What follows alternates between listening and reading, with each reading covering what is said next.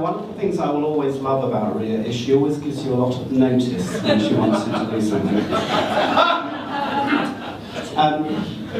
I will always remember very well the first time I worked with Rhea. We worked together on a project in the Middle East, and Rhea had, off her own back, won a very substantial piece of consulting work with a very sort of significant and potentially very influential company in one of the Arab Emirates.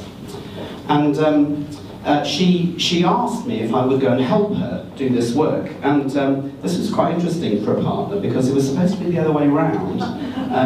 But, you know, Rhea was, from the beginning at her PwC career, very sort of successful and unusual and innovative in the way she did things.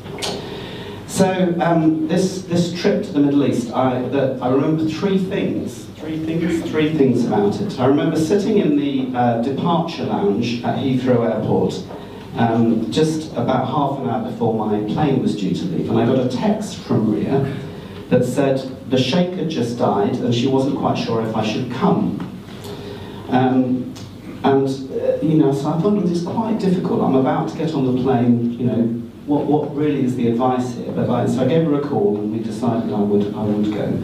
And fortunately, although the Sheikh had died, it wasn't announced for another 2 weeks. And so we were allowed to continue to do our work before the period of mourning started. The second thing I remember about that trip is that it was Ramadan, and we were conducting a lot of interviews with people that work at this company in a very tall tower block. The thing I remember very distinctly is travelling up and down in the lift with Rhea, who was trying to eat a sandwich at lunchtime. And each time the lift doors opened and an Arab walked in, I had to stand in front of her so that we didn't reveal that she was trying to eat a sandwich. The third thing I remember about that trip, rather more seriously now, is that Rhea had developed a series of relationships with some very sort of senior Arab businessmen in a country where taking advice from women is not a very typical thing to do. You know, it was, I think, a sign of Rhea's ability that she had been able to do that. So I was not at all surprised when Rhea became a director at PwC. I was not at all surprised when, about 6 months later, she decided to leave and set up her own business. Because in many ways, I think PwC was not big enough for Rhea. I was not at all surprised that the business that she has set up has been very successful. And I'm not at all surprised now that she's written a book, which I'm sure will be very successful as well.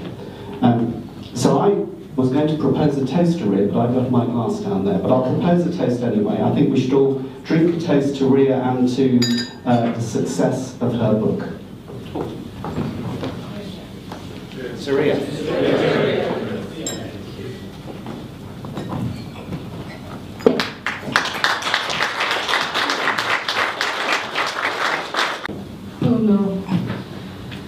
See what happens when you give people short notice. They talk about hiding behind others and having sandwiches in a lift, which I shouldn't have done in the Middle East, because once or twice I actually got caught. It was very hard to starve and work so hard.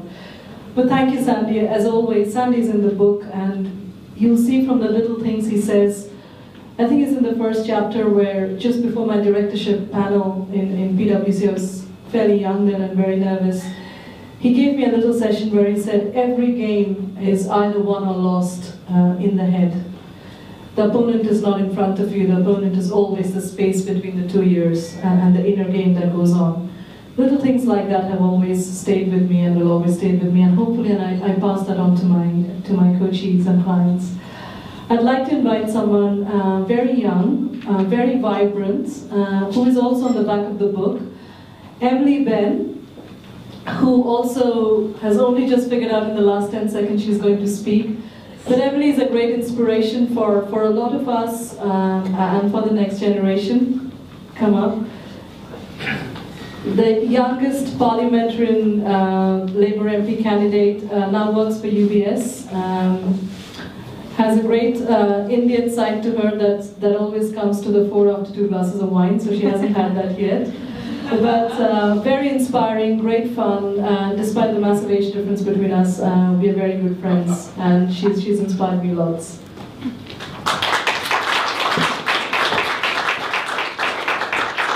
I don't think there's actually too much age difference between us, Rhea. And hi, my name's Emily. Thank you, Rhea, for the wonderfully long notice that I'm saying something up here. But I just wanted to say just a couple of things. I met Rhea just about 3 years ago. We were invited on a delegation of British women to Mumbai in India. And my mother is originally from India, but I hadn't really had a chance to explore the country at all, and I was incredibly excited but nervous because there were 20 women. I was 20 years old, and Rhea was the next youngest, I think. And many of them, like Rhea, very established in business, running their own companies in multinationals all over the world, and there was me, a 20-year-old, an Oxford University student. I was standing for Parliament at the time, but felt completely out of my depth. But of all the people, Rhea was there to not only make me feel at ease, but to give me some advice, really the advice which I see now in this book, about when you're starting off in a career. I mean, I left university a year ago. It can be very difficult to know, to explore your own strengths and how you can apply them in your business, in your work, in applying for jobs, in every kind of situation that you face. For the first time, it can be very daunting, but Rhea then, and in the book now, which is fantastic, is so brilliant at helping you to explore your own self and the kind of strengths and qualities that you can bring to various different situations. And to have someone that can help you do that is so incredibly valuable, and has really helped me as I managed to secure a job and start my own career. And I know that these ingredients that I can always go back to think about in myself and other people are completely invaluable, and to be able to have that, I feel very, very lucky indeed. So I just would like to really thank Rhea for the help she's already given me. I know many other people in this room, and many more people now that it's published and able to be read more widely.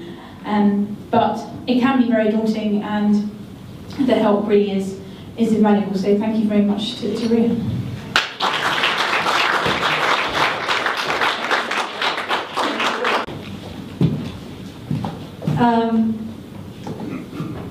I'm just looking for Tiziana.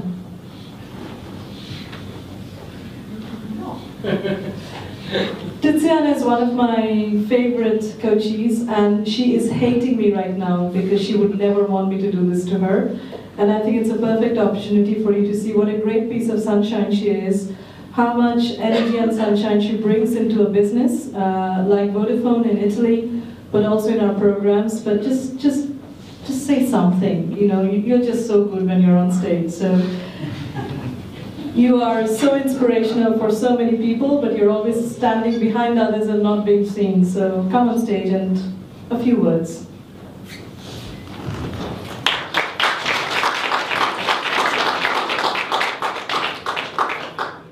I can't hate you, but really at this moment my heart is really beating very, very fast.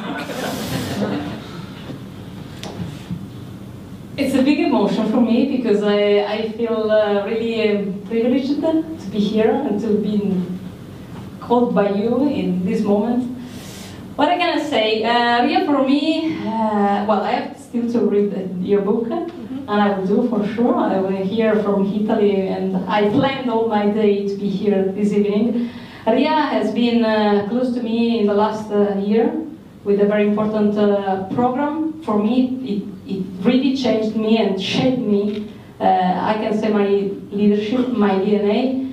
And I recognize in myself when you say there are some elements that you have inside and you need to bring to life. How much valuable is having a person close to you that helps you feel these elements and bring them to life.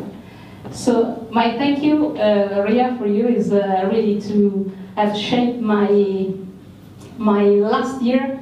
I'm 43 this year, but in this last year, I believe that the change that I've done on myself has been huge. So if in this book there are even few elements that you were able to transmit and to teach me in this year, I think this book will be really a great success. Thank you very much, Rhea. The bag wasn't designed by me. I came up with 20 terrible drafts, and I knew they weren't right, and I asked a lot of help from people. And I sent drafts to everyone over the weekend saying, can you vote them in order of appeal and attraction? But I'd like to invite Phil on stage to talk about why he designed the cover, what was there for him, and a great partnership between Phil and Bloomsbury to bring that to life. About leadership and DNA in one sentence. Contrary to the belief, the book colour wasn't because it's Rhea's favourite colour. It was actually because it gives us the part of motivation and spirit to move on in life, to be active. Tiger Woods wears it every day, the final day of golf, because he believes in courageous spirit. And the spirit is supposed to be the book. So we can activate what we believe in the book. Moving on to the golden key. The golden key is a strange one actually, because in every fantasy book you ever read about life, there's a golden key. And at the end of the golden key, there's an opportunity. But we actually believe that all the opportunities is actually within ourselves. We believe that the golden key is a part of our DNA and is part of the 10 ingredients within ourselves. So what we decided to do was put the coaxial DNA strand down the stem of the key so that you can block any opportunity that you want to do. Anything you believe in, you can actually do. And I believe in that. And no, you can't say any better than Sir George Martin himself. You can do anything if you really want to. And that's why we've put it on the front cover. The most important part of this is the keyring itself. The keyring is not a full keyring, it's not a 360 keyring, because we're actually always developing our own self-beliefs, we're all developing as people, and so we're always on a band of self-improvement. We've got to take that with us moving forward. Moving onward from that, as I'm looking at the cover, we think that I looked at what the contributors actually put in the book. And what I noticed about every contributor in the book was that they actually didn't speak about what they actually do today. They didn't speak about profit and loss lines, didn't speak about fluctuation of profits, they didn't speak about the NASDAQ. They spoke about parts of life where something momentous happened in their life and that changed them to be better people. They initiated as a catalyst one of the strongest things within them at that moment in time. And so the book is not a book to be read and put down and get dusty on the shelf or to give away. I'd like to go back to that point actually. Rhea, I think she's doing a wonderful thing with the foundation, and we will find 300 people and we will bring 20 contributors for the next book. I think that's very, very important. Yeah, so the most important thing to take about is no one is born, or maybe they are, but at that present moment in time, in that moment in time, they realise they had more inside them to be a better person, to move forward. So I'm asking you, as I know I've caused Bloomsbury a big problem with this book cover, but I'm glad now that it's there and you've now got it in your hand. So enjoy the book, I know I'm going to. Be better people out of it, and spread the book around, because that's what it's there for. Thank you. I'd just like to give you a little flavour of everything I use in coaching is in the book, and how you have some wonderful and very successful ordinary people who've made it to extraordinary heights through stories like Emily and Tiziana and others, and there are many, many others in the book. And I could almost pick everyone. I'm looking at Fatwa, who's traveled all the way from Egypt. I could pick so many people on stage, but instead I'll hand over the floor back to you. Enjoy your wine, pick a copy of the book, have the foundation in mind. I think it's a great ambition and a very bold and scary promise to make to the world, to get 300 unknown contributors to do the next book and prove that the 10 ingredients work. But I'll just close the evening by saying thank you for supporting us tonight and me. The reason I say us is it's been a team.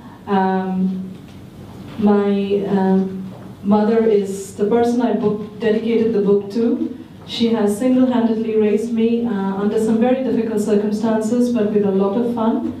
She said if she came up on stage she would cry, which she wouldn't like others to see, so I won't call her on stage.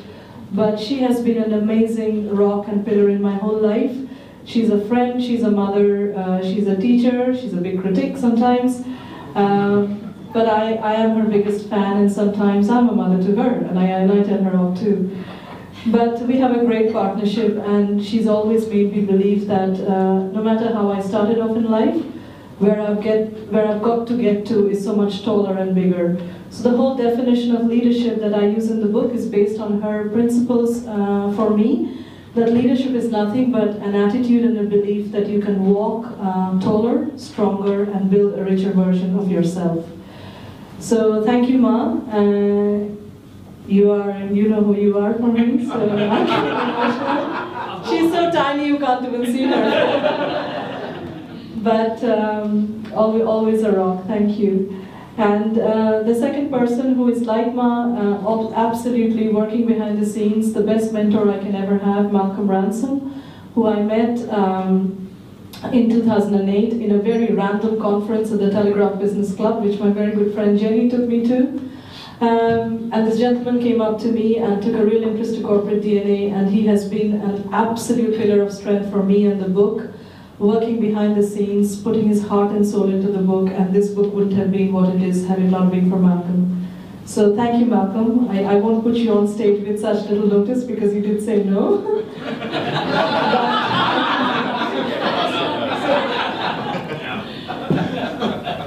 And thanks to everyone. I wanted to do lots of readings from the different chapters, but you can do that. And I will hand out a little card, which is a blank white small card to each one of you.